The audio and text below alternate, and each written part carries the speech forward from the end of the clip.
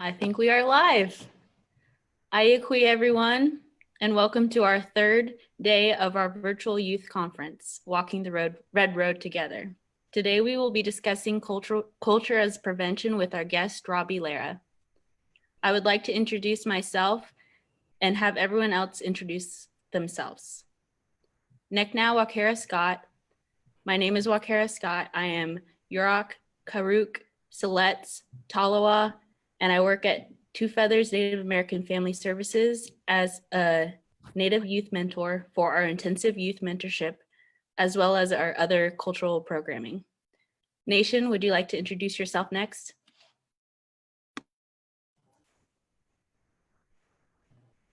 Thank you, Wakara. Yeah, so hey, young everyone. Huaydunt Nation na yet. Huaydunt Richard na yet. Taika Misting na huaye. Natina hue suhdai. Nia nadabian batwa huvanya. So I introduced myself as Nation Rainflower Richards in my dad and my mom's language. And I'm Western Shoshone along with Hoopa Yurok and Redwood Creek.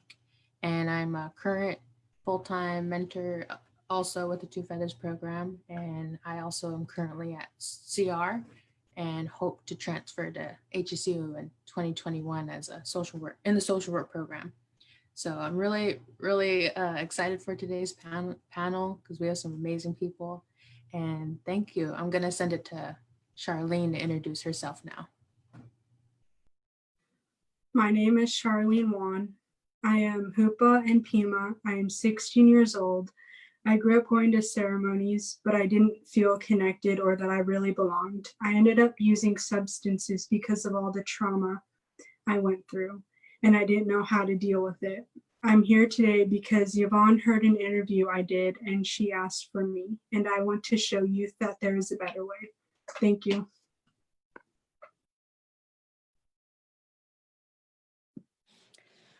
Our guest today is Robbie Lara. Robbie is a Hoopa tribal member. She went to she's a Northwestern California graduate of Haskell Indian Nations University and Southwestern Indian Polytechnic Institute.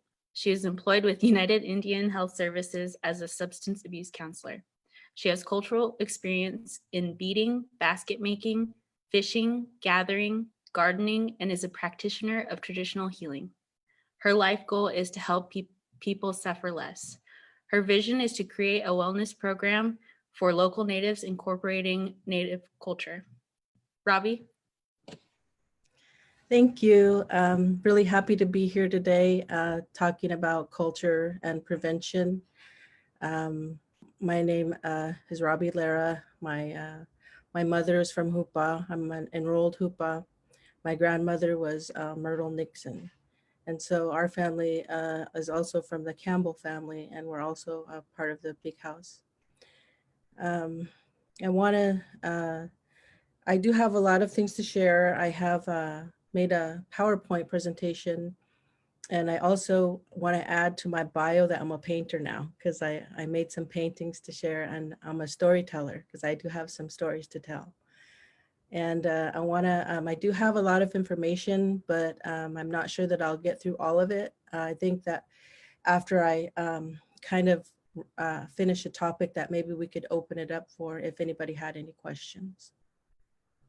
Should we start? We start? Okay, so culture is prevention, and I agree with that. It is, and so I did do some research on that, and what I found was that when you do add culture, that you help yourself to heal. So it's proven that by adding it, it's more effective than by reducing your risks, your risk factors. And so I think that that's true in all things that you do. So what they're saying is that you're focused on bringing in good and positive things versus trying to push away something that you don't want or negative things. So that'll work with anything, even your feelings. If you have some negative emotions and feelings that you're not liking, instead of focusing on getting rid of those feelings, it's better to invite positive feelings like compassion or understanding and love, tenderness, things like that. So in that way, culture is prevention. Culture is also intervention. So if you've already started using substances, you could use culture as an intervention to help to realign yourself back to what your true nature is. And I think that that's what our native cultures have done, is it's really um, provided a place where we can express our true nature. It's also good for treatment. So if you're 40 years in and you're like, wow, this has really got my life and I want to at least have the remainder of my life to be good, then you can bring culture in and it's going to help you. So I want to start with a story. Is everybody okay now for me to start with a story? Okay.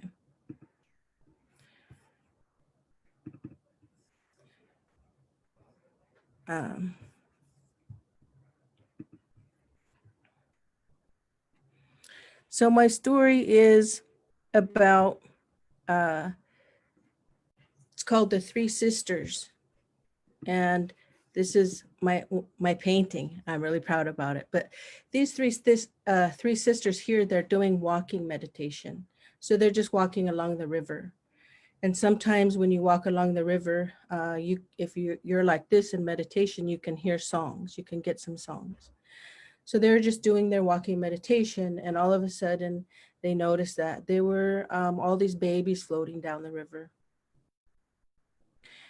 And so they responded in different ways. So the first sister, she just reacted. She just plunged into the water. She started swimming out there to grab babies and swimming back to the shore and plunging back in. And the second sister, she thought about it a little bit more. She dove in and she tried to teach those babies how to float and how to swim. And the third sister, she took off running up the river because she wanted to know what was going on up the river, why these babies were ending up in the river to begin with. And so if I were to name these three sisters, I would name them prevention, intervention, and treatment. And I think that this is how we should look at it, because this is what we're doing. We are products of our culture that we're living in. And I don't know if people have really examined that culture that they're living in. So we know what happened to us in the colonization. When Americans came here, they really wanted this to be a good place for them to live. So they wanted to have their freedom, first of all. And they wanted to have this is the mentality that they brought here, was individualism. They wanted to be self-reliant, and they said they wanted equal opportunity for everybody. And so they wanted material wealth too, the American dream. But that's not what our people got. You know, our people got assimilation, relocation, and termination. And so we're all like coming out of this. And so it's really sad though that it's still pretty bad. If you look at our people, statistically, our numbers are still high. Our numbers are high in obesity. Our numbers are high in suicide.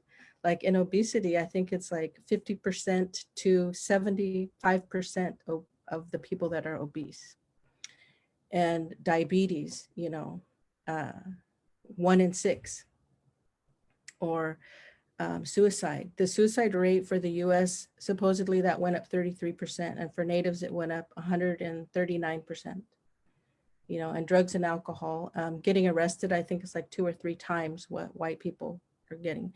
So if this is the reality of today, that means whatever is up the river, the culture that you're living in now, still needs a lot of work. And I think I'll just stop here and see if we have any comments on that or any questions.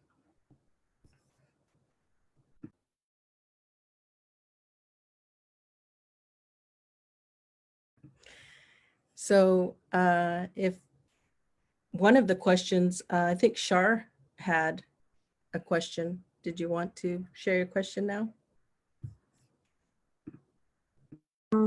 Yes, sure. Hold on. how do we restore balance in like the American dream, or like in the like in your culture, like Native American culture? Okay, so restoring balance. When you say restore, that says that you already had the balance. Okay, so it's easy to restore balance if you've already had it. You know when you're centered, and you know when you're balanced, so that when you feel a certain way, you can go back to things like, what have I been eating? Have I been eating enough fresh fruits and vegetables? Because that is the best way for you to get water into your body. Um, have I been drinking too much caffeine? Have I been eating too much sugar? Have I been socializing? And like right now, in this time where there's all of this social distancing, this could be something that puts you off balance. So you're looking at these different things. Maybe you did something that wasn't in harmony with your beliefs. That's a big thing for not for feeling out of balance. But when you don't have balance to begin with, then you have a long journey. You have a long journey to try different things to heal yourself and to find your balance.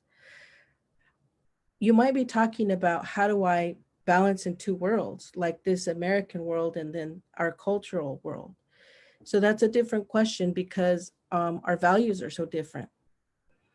The values that we have are not individualism, it's interconnectedness. So the values that we have for equal opportunity, in order for equal opportunity to work, you have competition.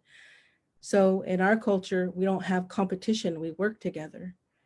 And so we also don't have material wealth, we have spiritual wealth. And so to find that balance, I'm not saying that you can't and we don't need the American culture as it is. It's just that it's not the end of it. We have a responsibility to the earth and to each other. So we can't just go willy-nilly on our American dream and not be concerned about how it's affecting other people. And that's what you see in the American culture right now. We can't even have good food. We can't even have good water, right? And that's because somebody's profiting off of that, and that profit comes first. So finding your balance means being self-reliant. Go ahead and compete and do your best and acquire a few things, but you have to remember that your cultural values, it doesn't stop at individualism. It includes family, and it includes your community, and it includes your nation. So basically it includes the whole world.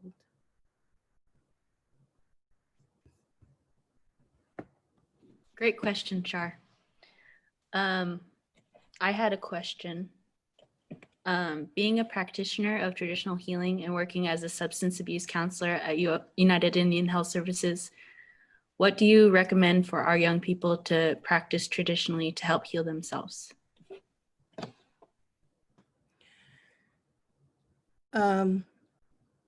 Some people might fear that they don't know enough of culture, our culture, or their culture and their traditions, but they have to remember that they're also human, which means you can go out into here locally, out into the mountains, and you can have connection. So there's ways that you can practice in a natural way. So some of the things that I've done, like if I'm out in a place where I think, I don't think a human being has ever been here. I think I'm the first one. And I see a leaf on a plant or something. And I think to that plant, like, wow, you really came a long way. You grew all the way to this beautiful leaf that you are. And nobody has come by to see you, only me. Like, what was your motivation to keep growing, And then I kind of think back into its future, like, where did you come from? Were you a seed? You grew into a tree, you developed into a little bud, then you became a nice leaf, and then here I am. I notice you. And then what's going to happen in your future? Are you going to kind of turn brown a little bit and fall off? Will somebody step on you? Will an animal eat you? And then you'll have a new journey.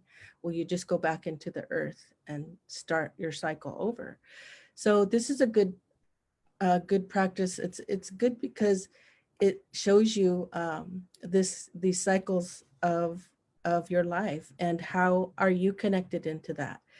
So one of my sisters from in South Dakota, when I went over there to Standing Rock, I met her. And so sometimes I ask her about things. So she tells me some things in their way. Water is a live being, water is life, and it has a memory, and that this water is like energy, where energy doesn't come in or leave, it just transforms itself. So water's the same, it just transforms itself. So if you think about it, the same water that's just been recycling over and over, and you wonder about that, like, where has your journey been? And now I'm going to take this water inside myself. And so if you honor their journey, then when it becomes a part of you, you want to stay good to it too, right? You want it to benefit you both, not just you. But where are you taking this water? What are you going to do with it? So I think that this really helps us to know our interconnectedness and know that we're not the people of, like I said, like individualism is not us, that we know that we're a part of everything. There's other meditations you can do. Like I said, the Three Sisters, the walking meditation. There's also singing meditation. You can walk along the beach and you can sing your loudest and still nobody will hear you. And if you don't have a song, sing and one will come to you. I like different types of meditation. So I got a question for you, Robbie. I'm curious how shifting our values from the culture that we come from, how does it impact our development? How does it impact your development? Shifting your values, or your, okay. So I think that there is a natural process of growth, and I have a slide for that. There's a natural process of growth. Let me share my screen. So in here, let me just start with this here. Okay, since we're talking about the American culture, are you guys seeing my screen? You are? Okay. This picture I painted, it's called Freedom. Freedom. So what happened was I got a DUI. And so I was so ashamed, I was so embarrassed. And then I was really worried because there's a lot of bills with that. There's like thousands of dollars in bills. And then you have no transportation. Who's going to drive you around? Then your name's going to be in the paper, all of these things. And so I happened to see these elk that were laying in the grass there, and they were laying down. They must have just eaten. They were content. And one little guy was just frolicking about. He was having fun. And, I actually just like envy that elk. And I thought to myself, wow, I really wish I was you. You have no worries, And so now when I think about that, I think that's kind of a bottom in a person's life when they want to be an animal because they can't manage their life. But the other thing it made me think of is that human beings have a higher level of consciousness. So they're not bound to this life like an animal. It's just like this cyclic life. Like you wake up, you look for food, you eat your food, you rest, maybe you mate, and then you find shelter, you go to sleep, and then you repeat that day after day after day. So with human beings, now we have this freedom. And the American culture says if you have freedom, there comes responsibility. This type of freedom also comes with the responsibility. So what we want to do naturally is just create things. Okay, so I put this picture here because this is development. This is also our people's creation.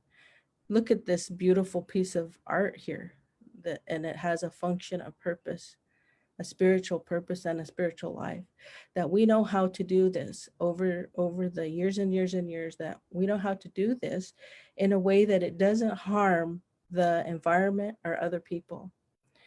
My teacher, my stepmother Callie, my teacher, she taught me about these stages of life, which is that button up on the top would represent your life as a baby. And this button too, if you're a basket maker, you know that getting that button just right is so important to the rest of the basket. And then the next level there is like an adolescent age. And it looks like there's a beginning of a design. And then in the adult stage is where you have your full pattern. And then you bottom stage, you have like elder stage. So when I look at that, I'm thinking that we're meant to create something beautiful in our life.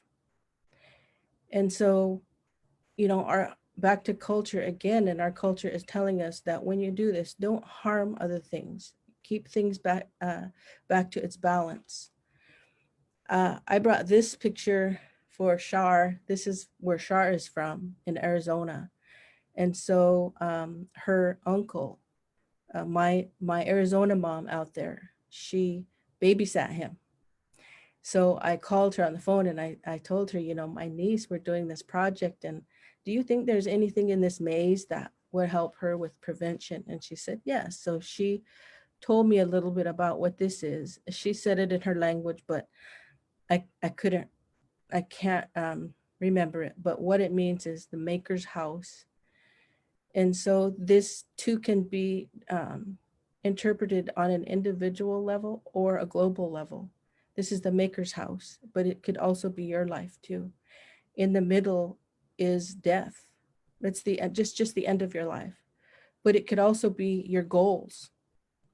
And so what she said is you hold it to the east because we believe the first breath comes from the east and the last breath goes back to the east. And that when you make, you see this journey, there's a lot of turns and changing directions. But when you have a vision, then you don't just make a decision and do it. She said that they would meditate on it at least 3 days and 3 nights. Sometimes elders are involved with that, and they will help to decide what to do. So this is a good lesson that our people teach, that elders have wisdom to consult them in your life and with what you're doing. They're going to help you stay in alignment with what our values are. So this shift in your development, this shift in your development is going to come naturally because you grow naturally, right? You go from baby to adolescence. You didn't decide to do it, your body just did it. And you go from adolescence to adult, except if you're using, because if you're using, you'll stop that natural growth. And I think that that I see that a lot with now where I work in substance abuse, that you kind of have to gauge where somebody, what level they are, and meet them at the level and help them to transition and to grow. If you have self-love, then it helps a lot, because that will shift the values for you. When you start loving yourself, you'll pay attention to who you put yourself around, the company that you have. You'll pay attention to your relationships. Am I chasing this person and they really don't want me? Because if you love yourself, you're going to protect yourself. So I don't know if I'm answering your question the way that you asked it. Yeah. Okay. I have a question. It's hard for me, like I'm working on it now, but like to talk to myself in a good way, and like to love myself. And I'm working on it though. How did you like have like work on your self-love, I guess. Okay. So gardening, I think, was a huge part of that because I put a lot into my gardening. I think I put a year into just planning it. It was so exciting. A year into purchasing all the seeds I wanted, to studying what kind of soil I wanted to use, and what I wanted to grow and everything. And um, the experience that I had was that even though I had prepared all of this, is that one of them just was not growing. It was stunted.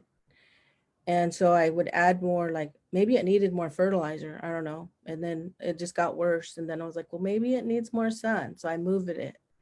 And I was like, well, maybe I'm watering it too much. So then I didn't water it and it just wouldn't grow.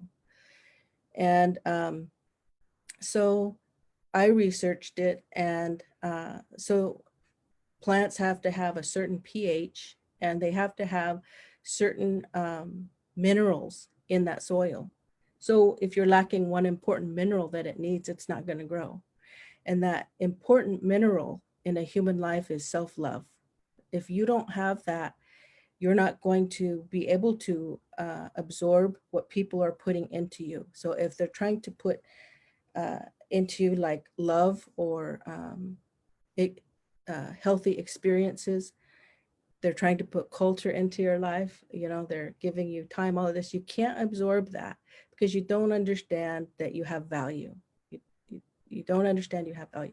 Once you believe that you have value, then you can begin self-love. And so there is this thing of self-talk, right? And so everybody has this voice that they self-talk to.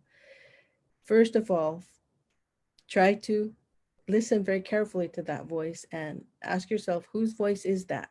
Because it's probably not yours. It's probably somebody who is very critical of you or but if you had a loving, nurturing upbringing, maybe it's a tender voice.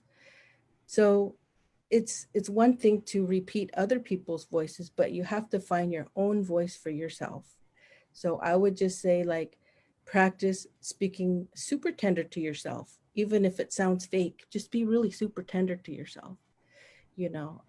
Oh, I know that you're feeling bad, and I'm not going to abandon you. I'm here for you, and we'll figure this out. And what I'm speaking to is pain. People want to just push pain away, and you can't. You have to acknowledge it.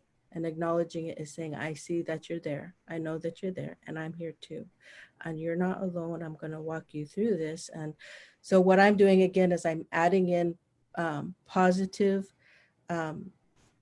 energy, and this negative one will turn. Does that help, Shar?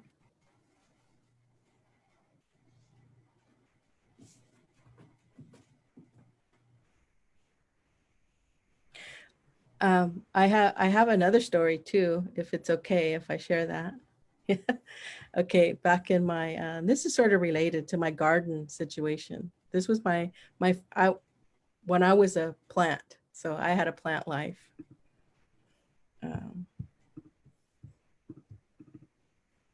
So this is my plant life. Are you guys seeing this? Are you seeing my drawing? No, maybe try again. Okay. Now? There you go. Okay. Yeah. This drawing is called Intervention. And so this was me, and this was my intervention. And this is how I felt. And you can kind of just, so when I grew up, and I grew up on the coast, there was just all like mostly white people. I think all white people really. And I couldn't speak.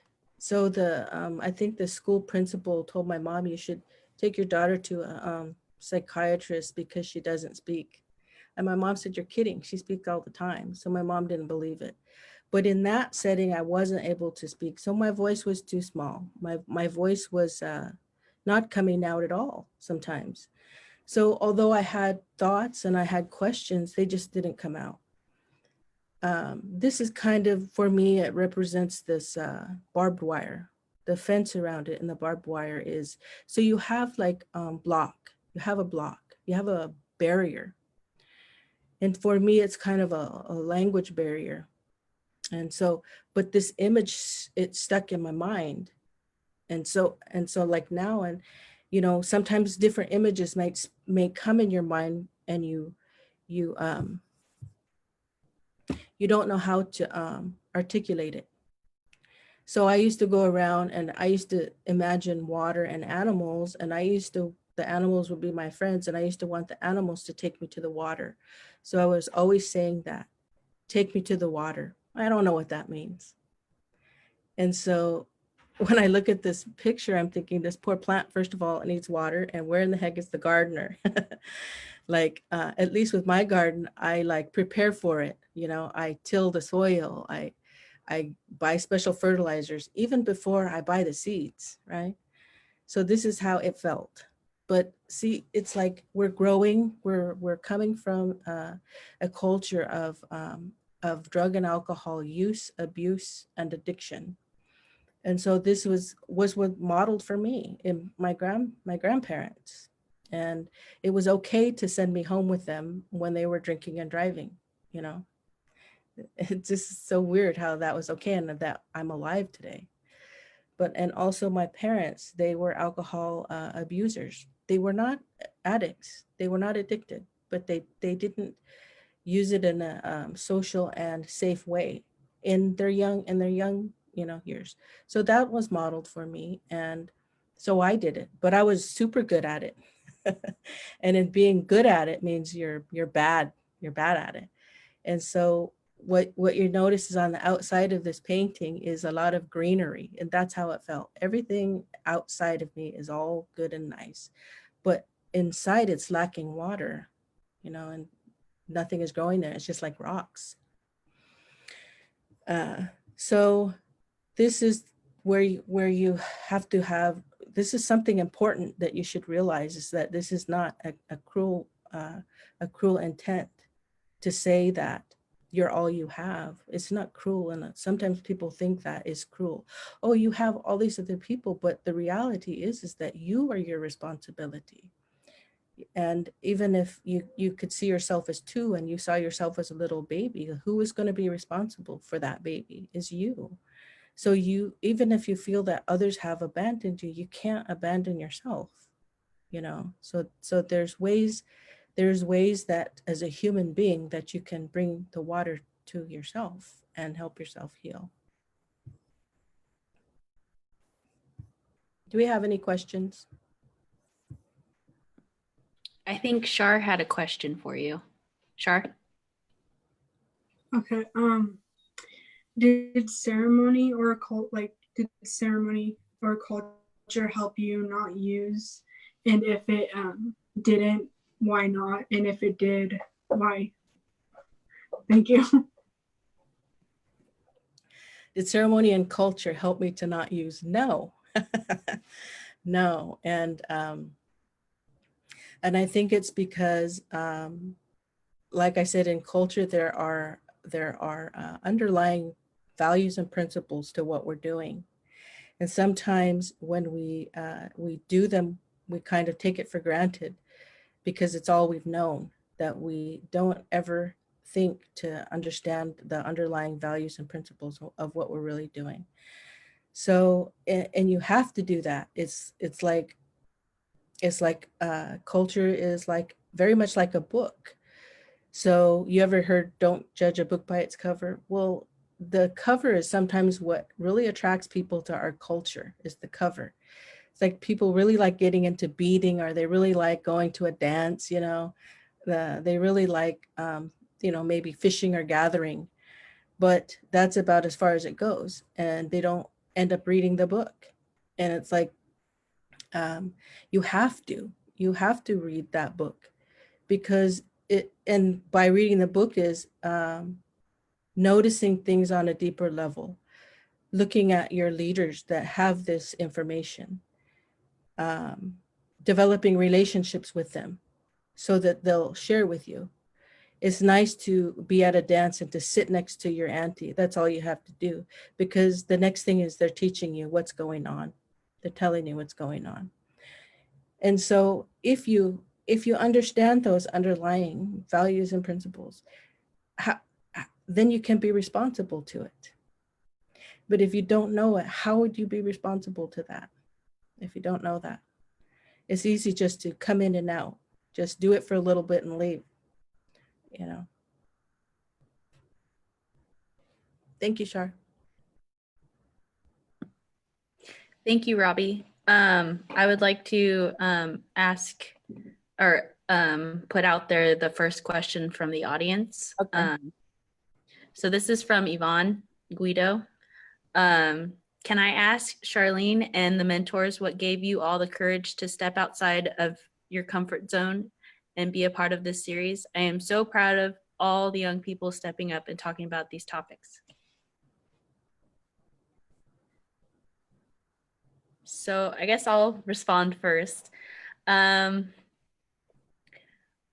I kind of drew courage. This is going to sound funny, but I kind of drew courage from seeing Shar step up and, you know, one of our youth step up and all the other kids that we have on our series. And I kind of drew strength from that. And also from my mentors at Two Feathers, Yvonne and Shay, they really encouraged me to step out of my comfort zone, because this isn't typically something that I would, you know, willingly just go and sign myself up for. But I'm really happy that I did. And I'm really glad that they pushed me to do so, because I think it's an important skill to have, and to be able to talk about these topics is very important, and to put it out there.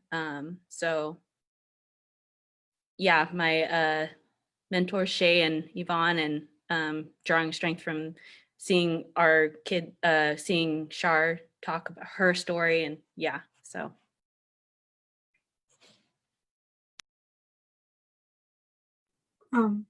I think I drew strength from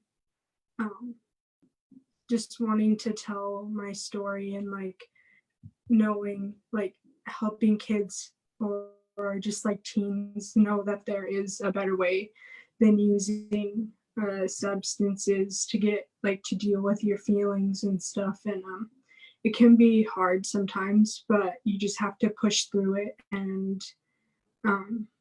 it's not like, I'm getting used to the fact that I'm not going to be perfect and everything's not going to be like peaches and cream 24/7, and that like there is going to be ups and downs, and that's okay, and I don't have to use because of it.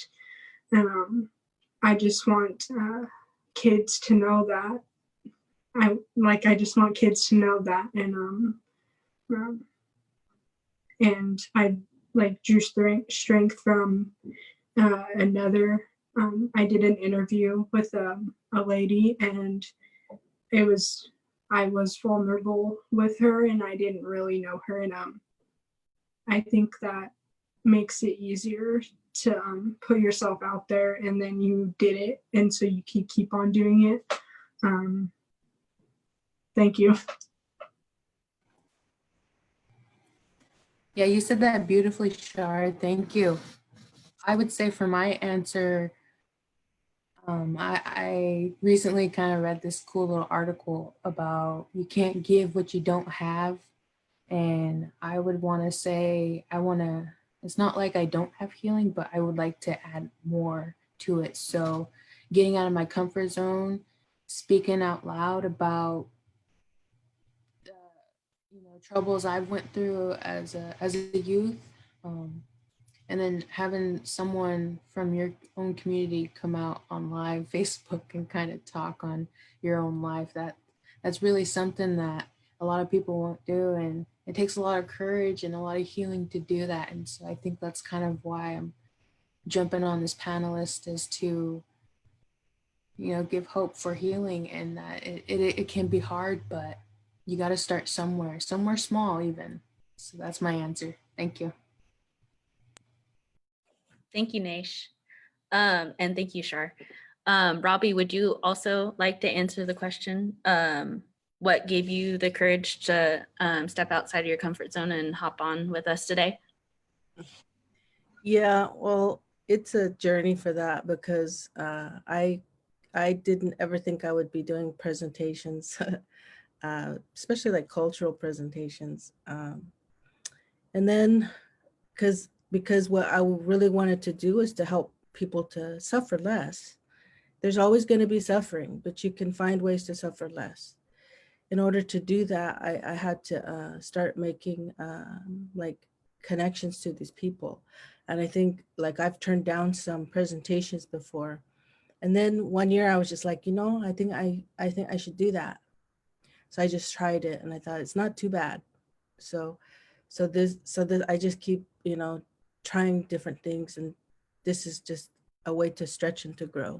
So thank you for having me on this panel. So that's been a pretty big stretch for me. It's been awesome. We've been preparing for a couple weeks now, and it's been really like we've had multiple meetings, and it's been really awesome to get to be on with you guys and get to know you, Robbie. I have another question from Shay. What are your steps in your recovery? What would you like to see in your communities with regards to substance use intervention and prevention? That might be more towards you, Shar, if you want to answer that question. Okay.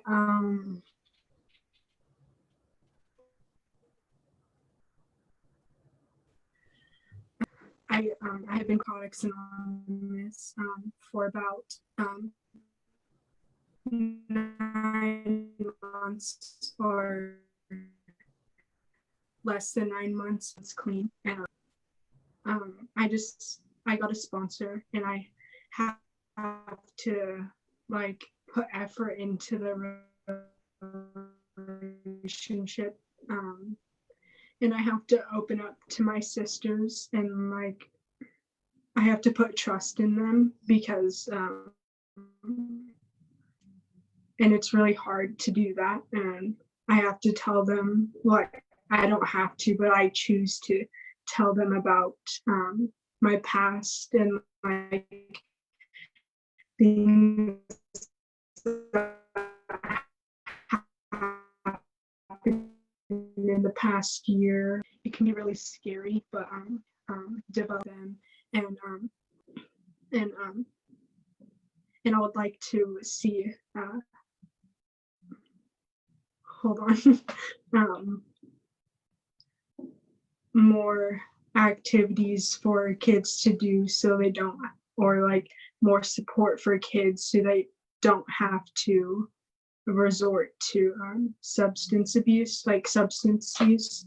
And it was hard for me because I had people around me, but I just didn't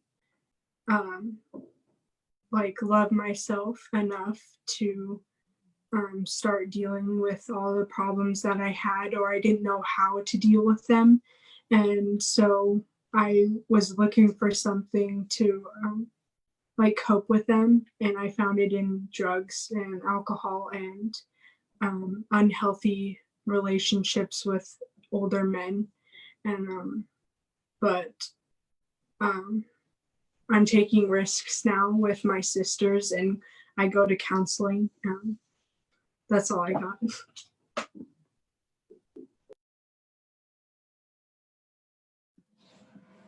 Thank you.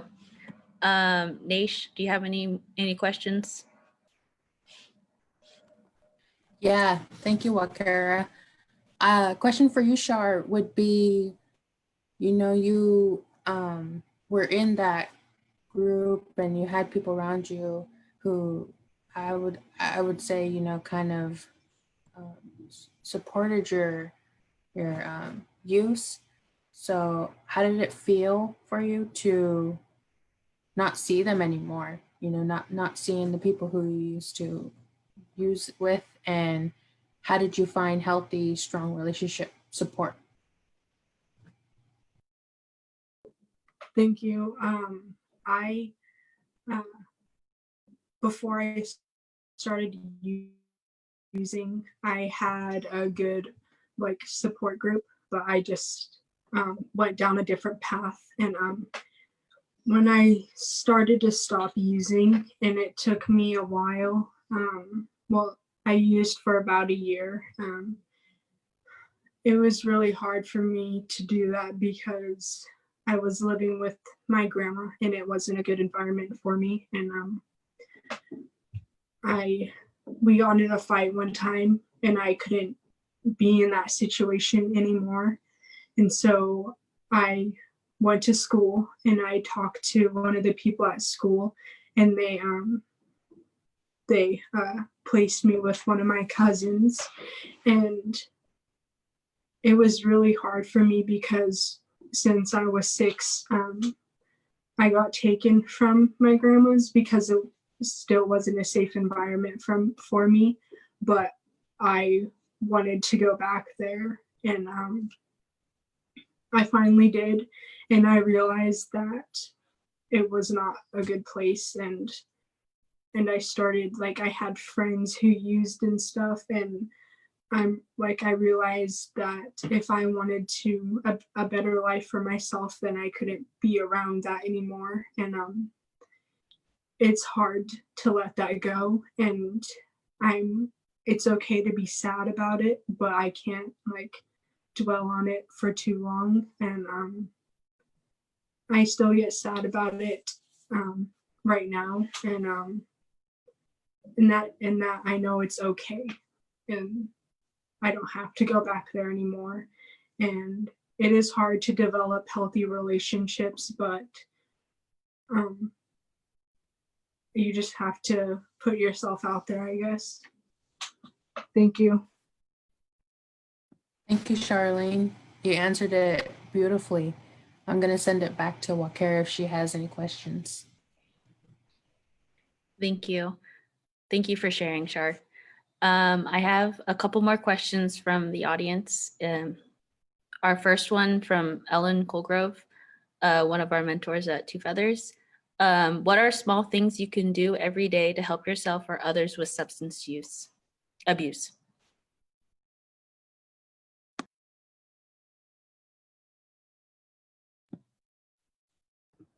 Who wants to answer that question? Who that directed to? Either you or Shar, whoever wants to answer that. I'll let Shar answer that.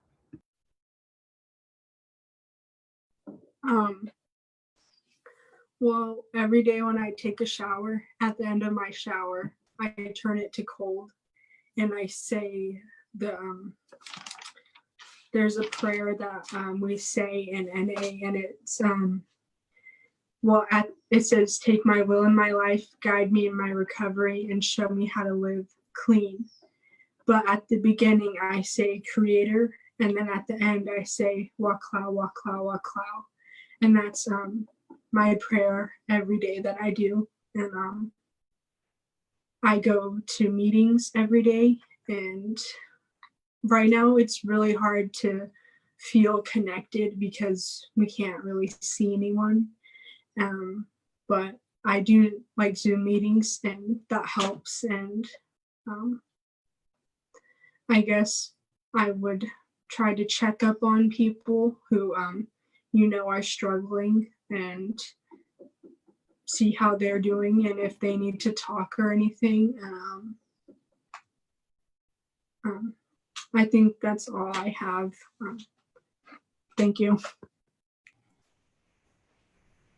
Yeah, thank you, Shar. I just kind of wanted to add on to small things you can do every day would be to take care of yourself mentally, and that's self-care. Go beyond self-care, because it's not like a chore or anything. You get to, and once you become healing yourself, that's when you can give it to others, and others can really rely on you, and then it creates that relationship and that bond that's healthy for you and the person you're helping. So building that up, I would say you can do that every day, little by little. Yeah, I totally agree, Naish. Thank you for sharing. I have something to read from the audience. That's to you, Shar. This is from Lucinda Odom. She wanted to share, just had to say, Shar is making our family so dang proud. She's actively working for her recovery every day and has made so much progress since she made the decision to start healing for herself. So I have another question, and this is from Nancy. She also works here at Two Feathers, and this can be directed to all of you guys. On the topic of self-love, what would you suggest we do for our family and friends that don't know or understand their value? It's hard to know how to support someone when they don't realize what's really happening and they pull away.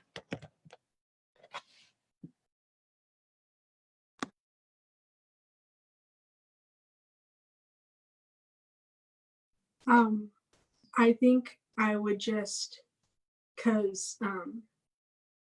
that was me. I didn't realize my value, and I think it would just be to be there for them, and until they start to really love themselves, you can't really do much, and but to just be there for them, I guess.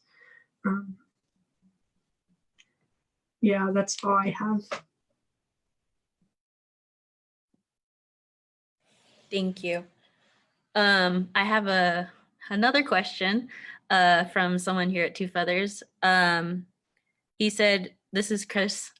He said, great job, everyone. I have a question. What advice can you give to anyone who is looking to follow in your footsteps and speak up, but maybe too scared or too nervous to tell their story? So Shar, I think that might be towards you again.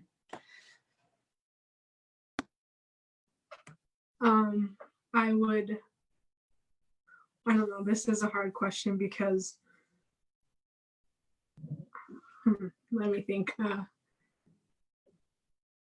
I would start small and work my way up, and it can be really nerve-wracking, and it makes me really anxious when I do these things, but you can't let that hold you back. You can push through it, and like my auntie Robbie said, to dive right in and don't like hesitate and like dive right in. Or you can talk to the people around you and tell them, like, express your feelings that you have about being nervous about doing these kinds of things. But and I think that can help with getting past it. But it will probably take some time, and that's okay. Thank you. Thanks, Shar. Robbie, would you like to answer that question, please?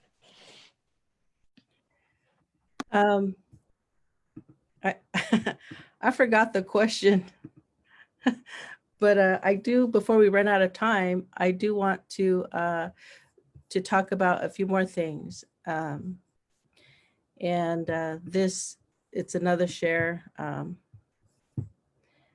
This logo, I don't know if you guys have seen it, that Shar created. She created this logo. Can you see? And this, I thought this was really cool, was that in the beginning of this story about the babies that were floating down the river, I really like her artwork here, where she's showing that I think these are her age people, and they're it seems like they're walking back up the river towards their old ways. And I see the river is red, and so, you know, red, it tends to mean blood in our way. So blood is, it's life. And so I'm really happy to see that. This is her attitude, this is her vision. And I think that she's probably in the front there leading people. Because what we're talking about, you know, like I said, is all of these statistics is, it's very likely that we are one of those people that we have addiction.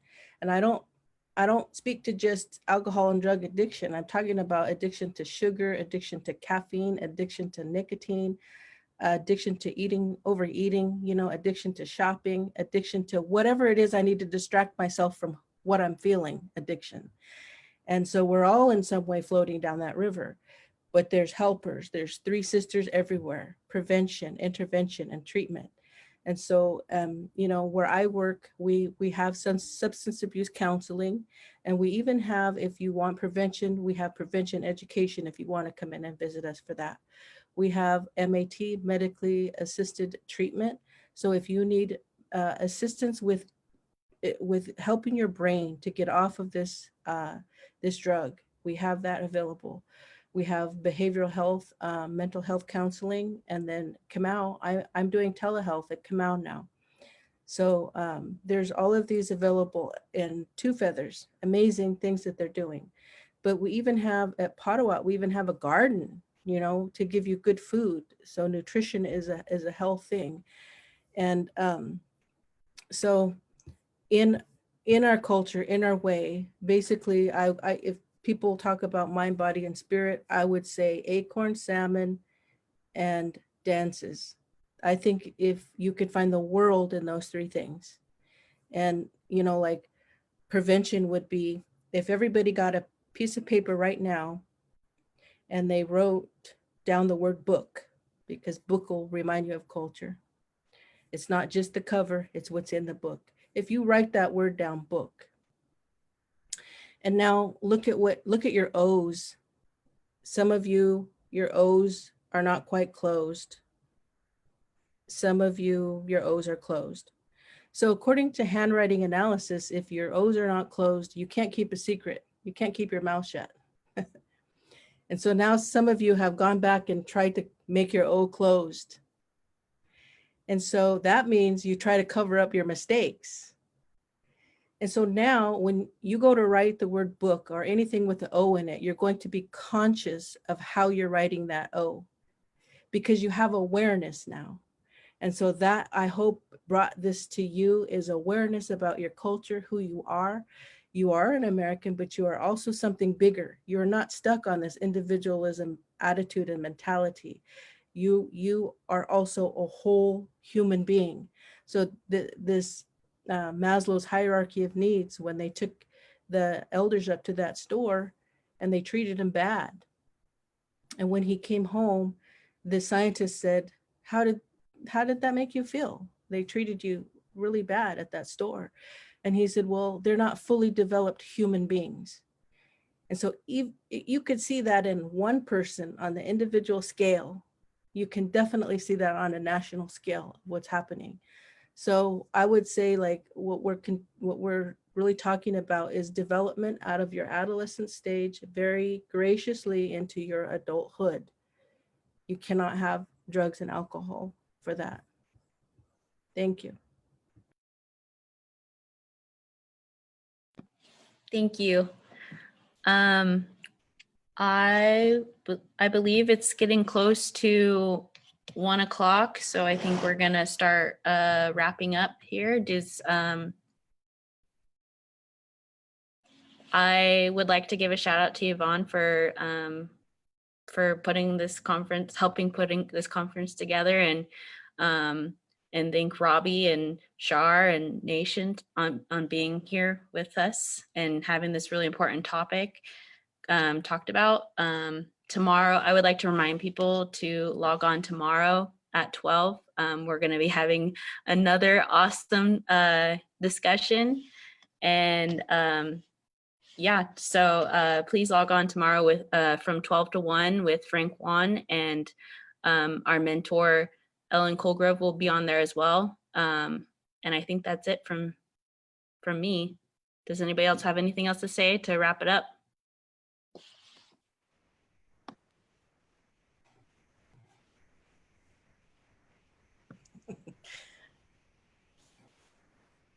Just thank you for the opportunity. It was fun. It was. Yeah, thank you everyone. All right. Shoot.